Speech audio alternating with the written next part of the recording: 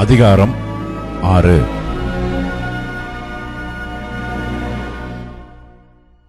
ஆகையால் கிறிஸ்துவை பற்றி சொல்லிய மூல உபதேச வசனங்களை நாம் விட்டு செத்த கிரியைகளுக்கு நீங்கலாகும் மனம் திரும்புதல், தேவன் பேரில் வைக்கும் விசுவாசம், ஸ்நானங்களுக்கு அடுத்த உபதேசம், கைகளை வைக்குதல், மரித்தோரின் உயிர்த்தெழுதல், நித்திய நியாய தீர்ப்பு என்பவைகளாகிய அஸ்திபாரத்தை மறுபடியும் போடாமல் பூரணராகும்படி கடந்து போவோமாக.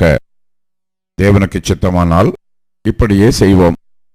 ஏனெனில் ஒரு தரம் பிரகாசிக்கப்பட்டும் பரம ஈவை ருசி பார்த்தும் பரிசுத்த ஆவியை பெற்றும் தேவனுடைய நல் வார்த்தையையும் இனி வரும் உலகத்தின் பலன்களையும் ருசி பார்த்தும் மறுதலித்து போனவர்கள் தேவனுடைய குமாரனை தாங்களே மறுபடியும் சிலுவையில் அறைந்து அவமானப்படுத்துகிறபடியால் மனம் திரும்புதலுக்கேதுவாய் அவர்களை மறுபடியும் புதுப்பிக்கிறது கூடாத காரியம்.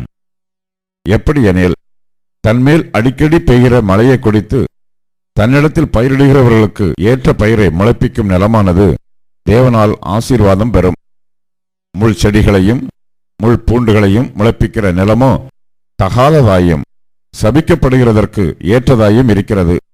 சுட்டெரிக்கப்படுவதே அதன் முடிவு. பிரியமானவர்களே, நாங்கள் இப்படி சொன்னாலும் நன்மையானவைகளும் இரட்சிப்புக்குரியவைகளுமான காரியங்கள் உங்களிடத்தில் உண்டாயிருக்கிறது என்று நம்பியிருக்கிறோம்.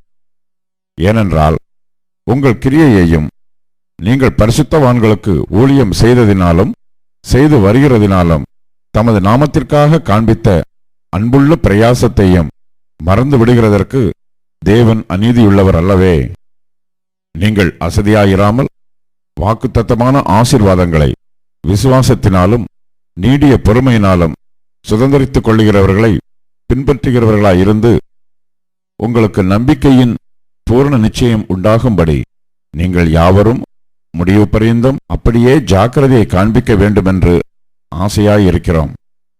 ஆபிரகாமுக்கு தேவன் வாக்குத்தத்தம் பண்ணினபோது ஆணையிடும்படி தம்மிலும் பெரியவர் ஒருவரும் இல்லாதபடியினாலே தமது பேரிலே தானே ஆணையிட்டு, நிச்சயமாக நான் உன்னை ஆசீர்வதிக்கவே ஆசீர்வதித்து உன்னை பெருகவே பெருக பண்ணுவேன் என்றார்.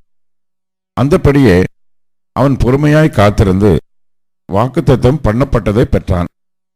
மனுஷர் தங்களிலும் பெரியவர் பேரில் ஆணையிடுவார்கள். உறுதி பண்ணும்படிக்கு ஆணையிடுதலே சகல விவாதத்திற்கும் முடிவு.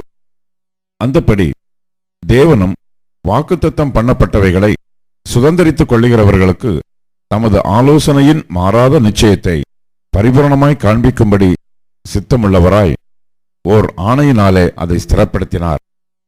நமக்கு முன் வைக்கப்பட்ட நம்பிக்கையை பற்றிக்கொள்ளும்படி அடைக்கலமாய் ஓடி வந்த நமக்கு 2 மாறாத விசேஷங்களினால் நிறைந்த ஆறுதல் உண்டாகும்படிக்கு எவ்வளவேனும் பொய்யுரையாத தேவன் அப்படி செய்தார். அந்த நம்பிக்கை நமக்கு நிலையும் உறுதியும் திரைக்குள்ளாக போகிறதுமான ஆத்ம நங்கூரமாய் இருக்கிறது.